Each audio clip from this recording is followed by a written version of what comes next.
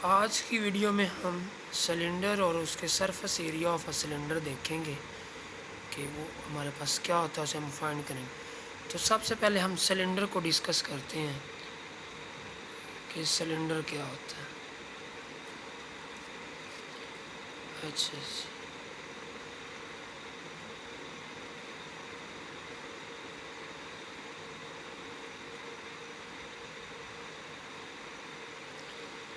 ये देखें जी, ये हमारे पास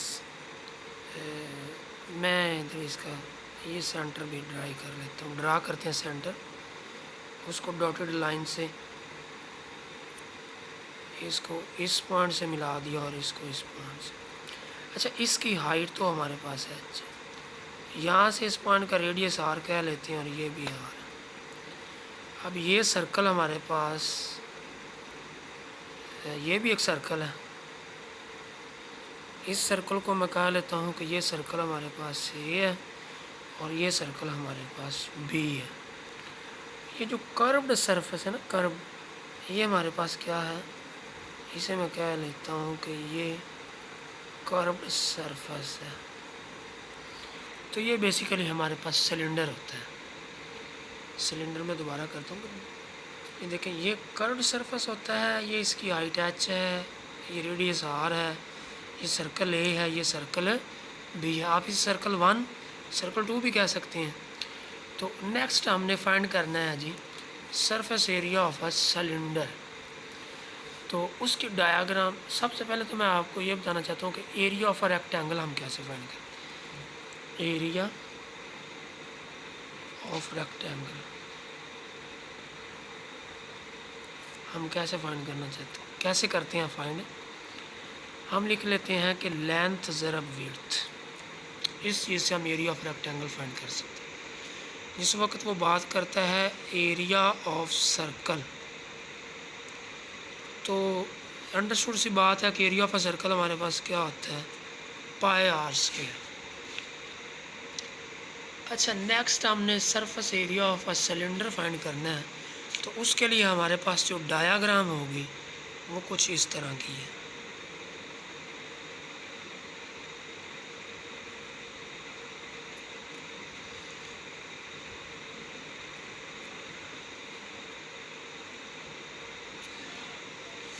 अच्छा, ये इसका सेंटर है, ये भी सेंटर, तो इसको मैं कह सकता हूँ कि सर्कल ए है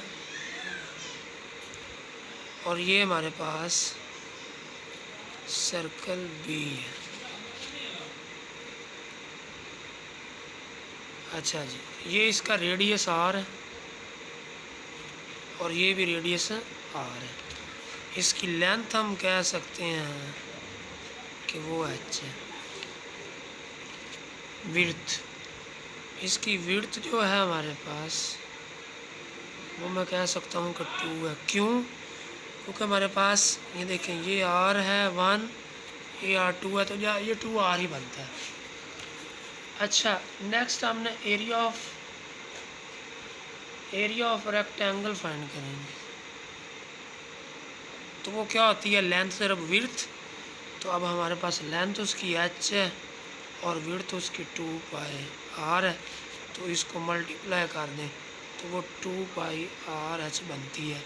ये हमारे पास एरिया किस चीज़ का आ गया, एरिया ऑफ रेक्टेंगल।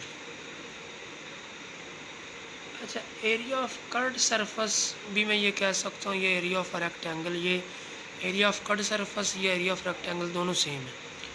अच्छा, एरिया ऑफ आ सर्कल है। अब मैं फाइंड करना चाहता हूँ एरिया ऑफ सर्कल है, तो वो क्या है, पाई आर स्क्वायर। और एरिया ऑफ सर्कल बी क्या होगा, पाई आर स्क्वायर। तो अब इन दोनों को जब मैं ऐड करूँगा तो वो मेरे पास 2 पाई आर बनेगा। टोटल एरिया ऑफ 2 सर्कल वो कितना बनता है, 2 पाई आर स्क्वायर। तो अब हमने surface area of cylinder find करना है।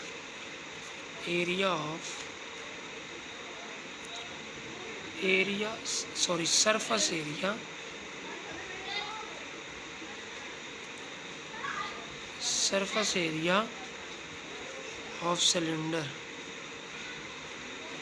वो किसके इक्वल होता है? एरिया ऑफ कर्व्ड सरफेस, यानी कि area of curved surface plus area of circle. Area of curved surface हमारे पास क्या है? 2πr/h, और एरिया ऑफ ये सर्कल क्या है? 2πr।